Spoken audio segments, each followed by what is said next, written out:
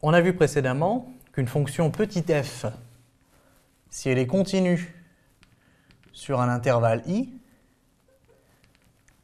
admet une infinité de primitives et que l'ensemble des primitives s'écrit f indice 1 de x égale grand F de x plus c. Et il y en a bien une infinité parce que toutes les constantes c que l'on peut imaginer conviennent, puisqu'à la dérivation, elles sautent, et je retrouve bien petit f quand je dérive f1 de x. Simplement, si maintenant on impose que f1 de x prenne une valeur donnée, y0, en un point donné, x0, alors f1 est unique. C'est-à-dire que le fait d'imposer une valeur donnée en un point donné, ça fixe la constante. La constante est entièrement déterminée. Il n'y a donc plus qu'une seule primitive qui convient. On va illustrer ça avec un exemple très simple. Une fonction qu'on connaît bien maintenant, qui est la fonction carré, qui est continue sur R, et donc sur n'importe quel intervalle de R.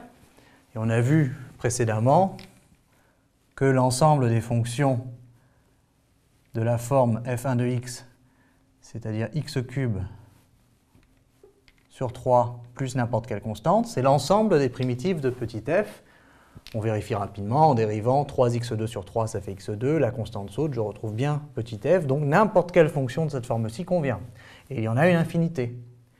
Par contre, mon problème me dit d'imposer qu'en 1, j'ai f1 de x vaut 4. Donc ça, c'est ce que j'impose. Ça veut dire quoi?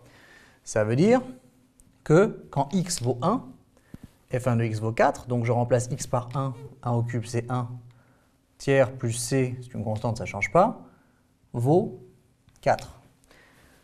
Et donc c, ça n'est rien d'autre que 4 moins 1 tiers, mais 4 moins 1 tiers, c'est 12 tiers moins 1 tiers, et donc 11 tiers. Ce qui veut dire que l'unique primitive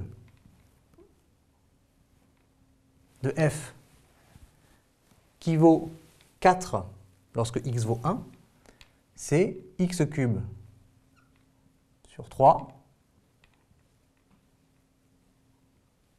plus 11 tiers. Et cette primitive est bien unique. La fonction ne dépend plus de n'importe quelle constante, elle dépend d'une constante spécifique. Alors, ne pas se tromper, effectivement, cette constante disparaît à la dérivation, mais ce n'est pas ce que l'on cherche. On cherche f1 de 1 égale 4, et c'est cette seule constante ici, 11 tiers, qui permet de vérifier que f1 de 1 vaut 4.